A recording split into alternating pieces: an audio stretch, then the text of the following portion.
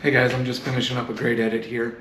I think I need to give a little bit of front story to this actual interview that's been done with Billy and Charlie. Billy is the owner of Pro Power Engines. I don't have the confirmed stat on this, but probably one of the most winningest engines in all of short course, been around for 35 years.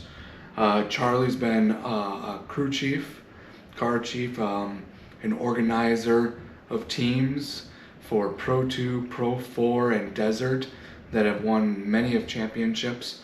They go into detail about that regarding who they've worked for in the past, and I just think it's a really cool interview that I hope you enjoy. So let's get right into it.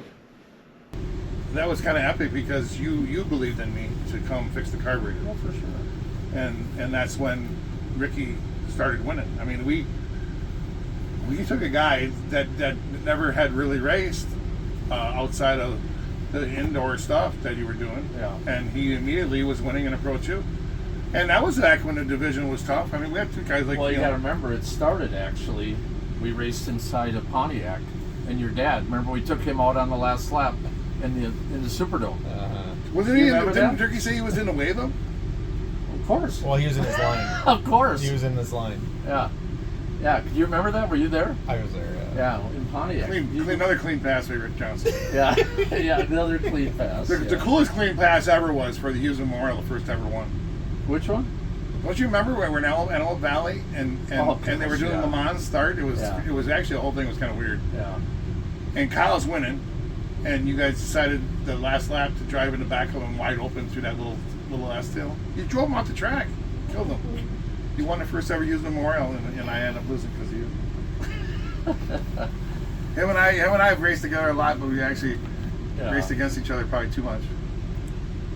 But Rick, that was the thing about Rick. So if you're going to pick a driver that you want to win the race, and the chips are down, and you're not going to talk about, hey, we'll get him next time, Rick Johnson's your man, because he will take it that time. Oh yeah. He was actually so far ahead in points in Pro 2 that when we went to Indianapolis, he was racing against Scott Taylor for the championship, and he was roughed up a few times during the season. Rick always thought he knew the score better than anybody, so he felt like he owed Taylor one. So we came through that whip section, and Taylor got turned in front of him, and Rick Johnson never lifted and drove right through the side of his truck and actually got the transmission. That's how hard he hit him. Yeah. Last right up track, and they penalized him to all the points, and he still couldn't lose the championship. Yeah, when Scott Taylor came up and we were loading up, he's like, best advice I can give you, bring a welder to Crandon. Because we were going to Crandon next, remember? Yeah. Bring a welder. That's what he told me. And then that day... And he did hit him. He cleaned him out at Crandon. No.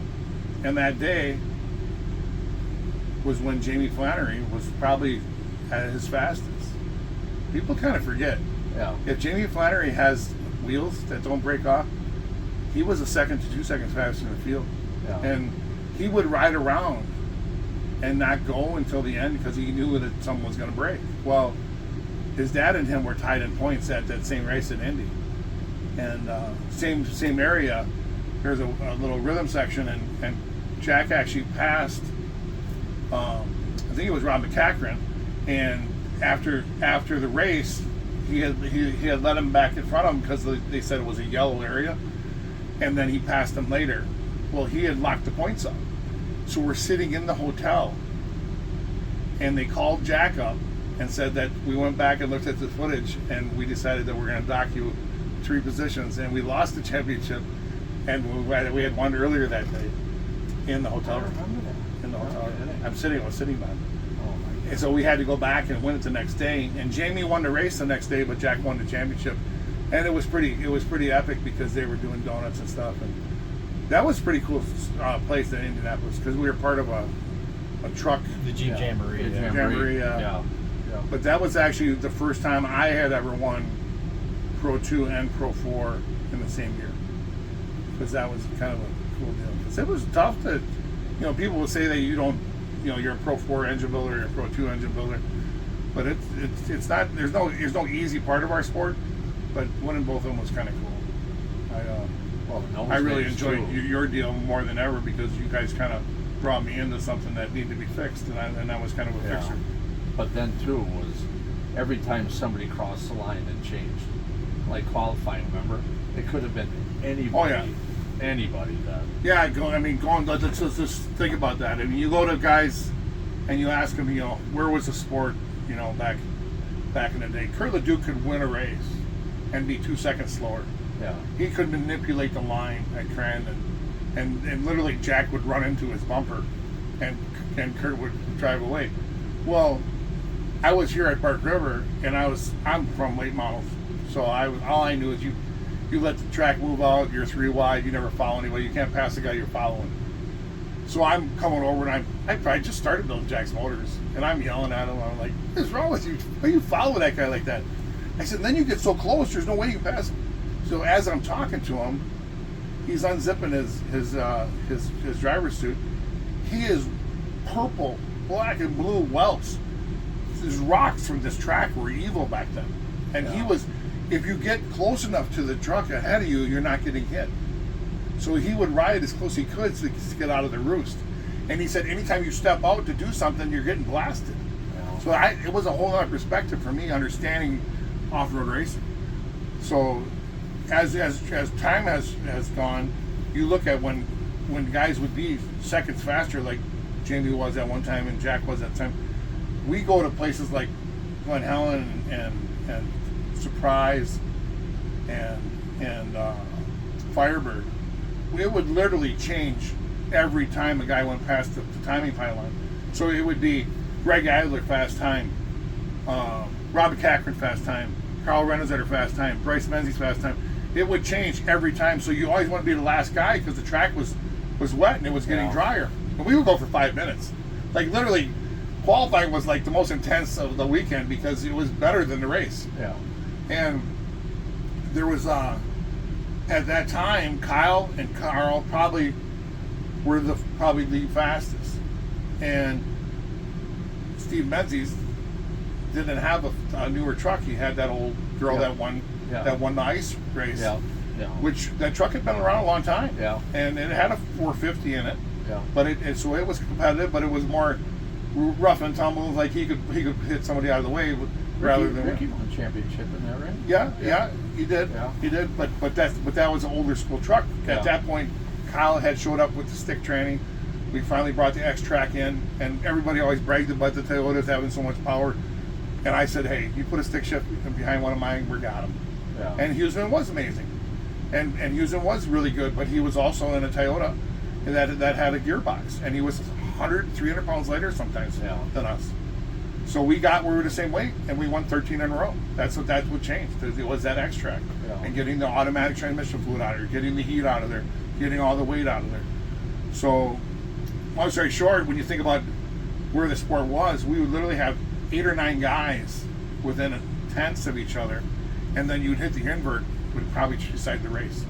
Yeah. I mean, it was that epic. And the season that I'll always remember is Carl Renazetter never lost the point lead, but he lost the championship.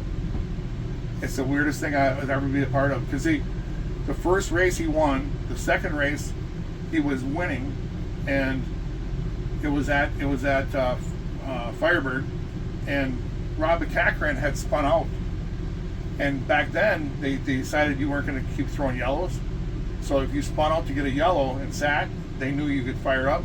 They weren't going to give you your lap back. Well, he was on the scoring tower 1 lap down. So Bill Smith is actually telling Carl to let out of the gas. Rob's not racing for the lead, and Carl's got a flat tire. So he's limping around leading the last lap, and he comes across the line, and Rob passed him in the last corner, let him pass him. They gave Rob the win. And I was like, I flipped out.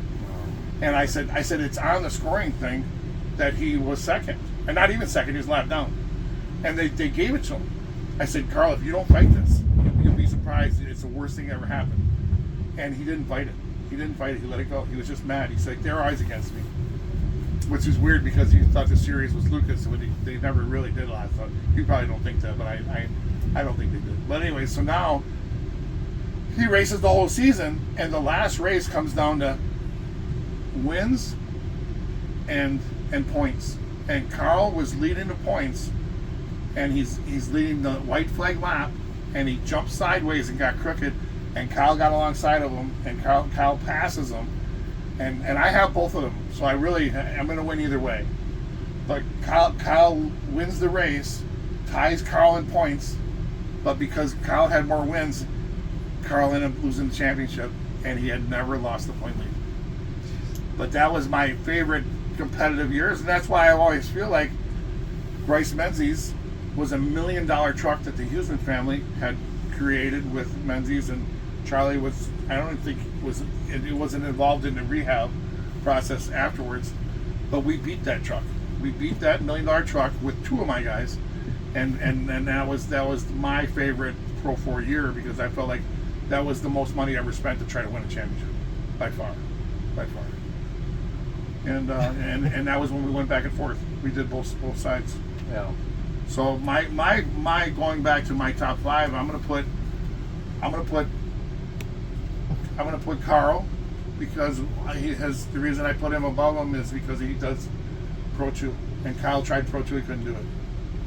So I'm gonna say Carl's number one, Kyle's number two. I'm gonna put Huseman in there because I think he was a great driver. I actually think that Rob McCachran's one of the best Pro 4 drivers ever.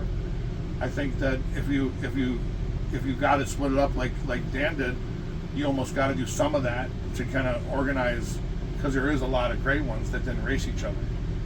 But I think that Rick could have fit anywhere. Rick could have been an old school champion or a new school champion, and I never felt like Rick ever got a fair chance. Like, he never got a new truck. Yeah. The new truck was never spent. And then you go to the Greaves thing here. The Greaves showed up out there. They did. They showed up, and we had all in Toyotas out there. Remember back in the day, we had a bunch of guys that showed up with Toyotas. I can't remember the kid's name. Eric Barron. A lot of these guys were all running good, but they showed up with Toyotas, and I think they were like 8th or 9th, weren't they? They weren't even. They were not even as fast, and that meant a lot to me, because we could never gauge who was fast. And that's what we do in late models. You all show up at the World 100 and see who wins. And that's why I was always proud to win 5 out of 20. I mean, I won 5 out of 20 World 100s. And that's when a 242 car showed up when my little brother won. Yeah. But when they did that, to me, that makes CJ was early then, so I don't know where he fits. Johnny won a lot too. Johnny, every good day for Johnny Greaves, or every good day for CJ is a bad day for me. It always has been. But I really wish they would have challenged themselves more. But actually, they're probably the most profitable team in the history, because they didn't have to spend the money to get where they were. And really what you're asking is, like, there's really a top 5 then and a top 5 more current, because I really truly believe, like, the trucks we had then, the guys that are winning now couldn't win with those, I mean they weren't great pieces. We just made the best of what we had. You know what I mean? Like, it's... Yeah, they're almost a jalopy even. Yeah. I mean, sometimes you did go to the junkyard and get parts. I mean, I hate to say that, but... It's funny you say that, because I was down in Baja, and we didn't have some fittings, and this guy says, "Well, I take you to the garage," and I'm riding around in this inner city. We pull back this sliding door. They pull back these covers. Kurt LeDuc's truck's there, and Jimmy Johnson's Pro 2, Ricky Johnson. The one I have now. They're in there. I was scabbing parts off of their trucks. They're sitting in some rural area in the inner city of La Paz, Mexico. And I was so weirded out, and it was just, but it was still my engine in the truck. So it's such a small world. Yeah. But that's, like you say, old school, new school, and and the so are you Rockstar. doing like a power ranking from the best top 5 to the? Yeah, that's what you're trying to do, and I'm doing mine before you probably. Yeah. But then after, I would say after that, I have to put Huseman in there, because I do believe Huseman was at his top when he died. Now, that year was the year we got the gearbox, and Kyle was beating him that year. Yeah. I was there. I know that Kyle was faster than Huseman at that point. And was Huseman going to get faster? Maybe. And that's the same reason Steve bought that truck, because he wanted the Husemans to build it for his son.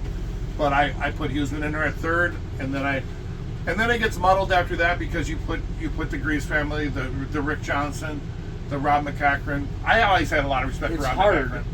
It's hard because you're leaning, not you. I'll do the same thing.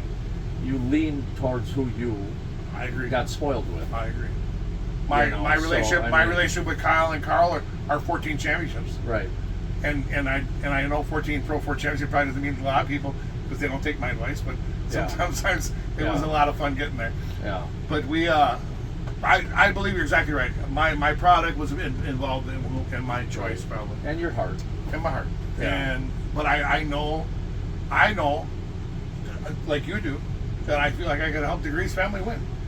Yeah. I just do, and they're winning fine without me. Right. But if you feel like that, that's one of the reasons people pick you. Well, you wouldn't be here if you didn't think you could make everybody. And to me, Pro 4 means that much. I don't know if I put Jack in there. I honestly think Jamie was a better driver than Jack. Jack even said, I sat with him in the plane. He took me along with him. He said, Bill, I don't want to be the best driver. I want to have the best team. But Jamie, I believe, was a good driver. I really do. He would outdrive his dad. But he didn't get a fair chance. Yeah. He didn't get a fair chance. I think Rick, if you're going to pick a guy to win the race at the end, Rick Johnson's going to finish. He's a finisher. Yeah. He did it to me many times when I was against him, and he did it for me when I was with him. So that's a big deal in any sport, because a lot of guys. I don't know if you guys ever saw this when Ricky passed Johnny Greaves for the lead here at Park River, but that was the biggest fight we ever had. I don't know if you even remember it, but it was one of the bigger fights we ever had in the spotting tower. Yeah. And guys got kicked out and suspended and fined, and I don't even remember who the guys were. Me? Oh, that's weird. $5,000 cost me $5,000. But we knew that Rick was going to do it, and Johnny did too. Yeah. But did he fly off his tire and hit the wall head on? Yeah. Yeah. Yeah. It was the best move. It was the best move ever. You know. So that's me. I have a top 5 in there somehow. I don't know how else to put it. I know that I got to pick the top to me, and then from there it gets muddled. Yeah. So where are you at? So, I mean, obviously, I worked with all of them. You know, to be, it's hard because there is that old school factor and the new school factor. Oh. You know, for me, if I was to, like, at any given time would have picked a guy that said, hey, I'm going to go to battle for you, it would have to be Rick. You know, because his car feel, his feedback, everything, it makes somebody like me, my job easy. You know, and then you've got guys that you met, like the Bryce Menzies, that weren't that educated when you met him, but now he's probably one of the smartest guys out there. You know, and now I go. But he still wanted to jump over that fucking fly through the air and crash on the other end. He still wanted. That was still smart. Yeah. Well, I mean, that stuff's going to happen. You know, but it. Well, to your defense, I'm just telling you, Rick Johnson, come out of motocross. Everybody said amazing that to this day, Jerry McGrath's the best motocross racer. You always hear people don't even realize that Rick even won them all. Yeah. But it transitioned to Jeremy and no kudos. The fact that Rick came into Pro 2 and won the championship in his first season, to me, gives him so many points. Yeah. His first ever season. He didn't wait 9 years to win a championship. Yeah. His first season. I mean, Jimmy Johnson left. Rick came in right after. Yeah. And I remember when I picked him up at the airport to get fitted, we hated each other.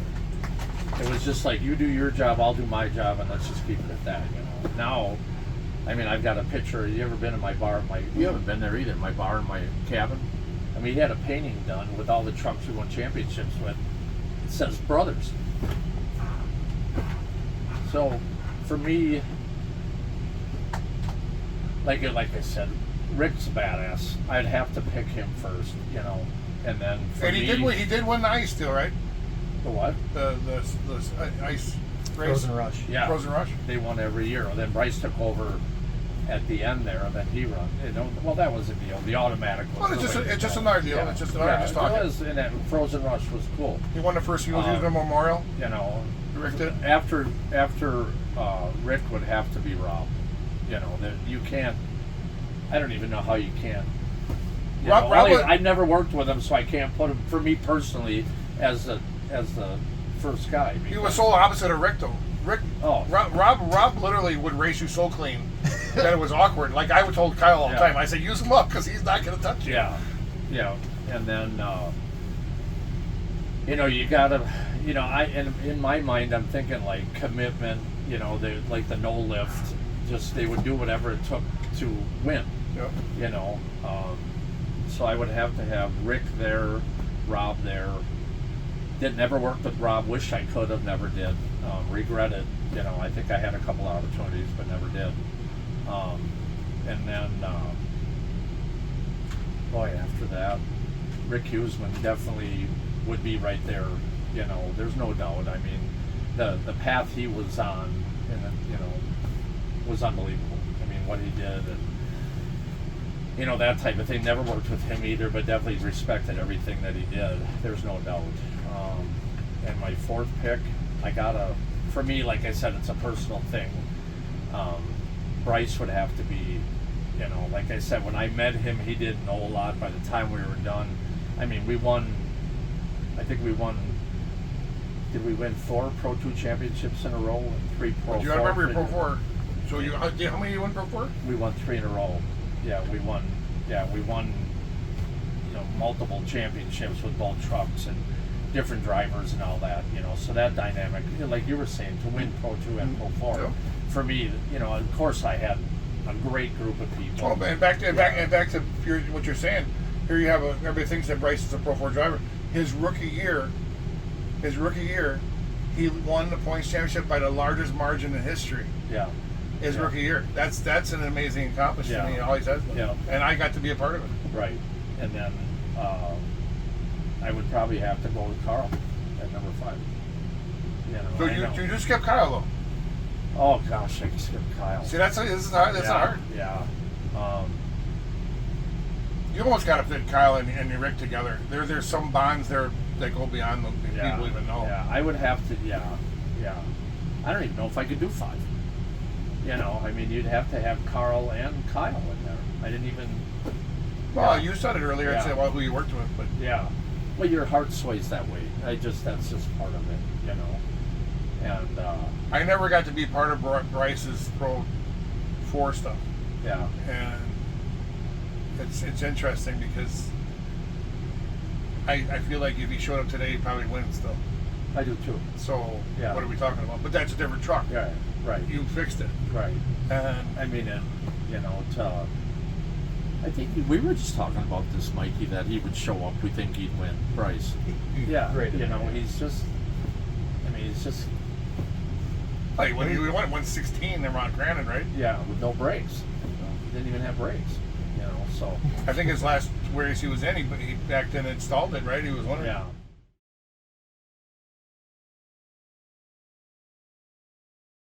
I think this Pro Toolist we could do together because I think we're going to agree because we're both old school and new school. Problem is, I've already changed my mind. So I don't know. It's going to be the toughest one by far. You know, and more than anything is because Pro 4's had a lot of dominance in the past, Yeah. and Pro 2 honestly never did, other than what I feel. And I feel that Rob McCachran was always dominant. I feel like Rob McCachran set the bar all the time, and never hit anybody. I agree. The fact that he got black flagged, that was the saddest day in the sport that I was ever at. I actually went to his trailer, and he's sitting there watching the video of him getting black flagged because I don't know if you remember, but that was before the slide job and the block pass. Yeah. Deegan smoked him going into the right-hander, and then as he went up to step up, he choked up and went on the split lane at the race over in Arizona at Firebird, and did it on purpose or not, he stops and Rob clips him, spins him around, drives around, wins the race. And I'm telling you, this Barlow is freaked out. You can't do that. You can't hit a guy in the last lap. And he's pulling on the podium, Deegan is. I said, You guys are arguing about winning the race. You didn't even come across the line in the top 5. I think he come across in 6 because he was spun out. I said, you're going to disqualify a guy that never hits anybody? If anybody gets deserves a mulligan, it's Rob McCachran. Yeah. You could literally ride side by side with him, shove him out to anywhere. He would never touch you. Carl would turn inside. He would choke. It was crazy. It was like a ballet artist approach. Yeah. To me, he would be my number 1 Pro 2 driver. I agree. That's why I figured we'd agree on that. Okay. Yeah. Okay. So then who's your number 2? Believe it or not, only because it's old school, new school, I think Scott Taylor's got to be right in there. I really do. I mean, he had the inferior stuff, super good stuff, but always was there. I think so. I think the part that Taylor brought to the table, he was always innovative and never a blamer. Right. He always, if it broke on him, he's fixing it. Yep.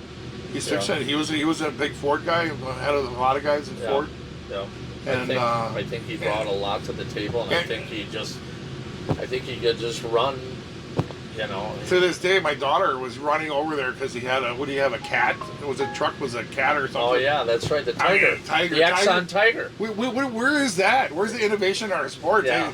I mean, you look at monster truck. Oh, everybody watches monster truck. Yeah, they're cool. It's cool. Yeah. So it's Taylor. Agree with that? I think I put Taylor. I'm not sure if I put him second, but I think he's going to be in my top 5. So where are you after that? After that? Oh boy. Pro 2. I can Charlie do all the work here. Well, I kind of went too hard on the Pro 4, I thought, in the beginning. You go with your heart. You know where you're going. I mean, I got to put Rick and Bryce in there. You got 2 guys that were rookies and won the points. Yeah. How do you argue that? Yeah. I got to put them in there, and then. And to go with your heart, which obviously hearts get hurt. Mickey's got to get in there. And Mickey's probably been one of the more dominant Pro 2 drivers in the last 3 years. He would have been my number 5. And together we won the championship with him last year. And to me, probably the most dominant truck in the past 3 years for sure. I would say, wouldn't you? Yeah. So to me, it kind of blends in somebody at least that's racing right now. I mean, honestly, I feel sometimes we lose a lot of the old. But he was definitely going to be in my top 5. Yeah. You know, I think Deegan probably was a good driver. I think Jeremy probably was a good driver. I think a lot of things.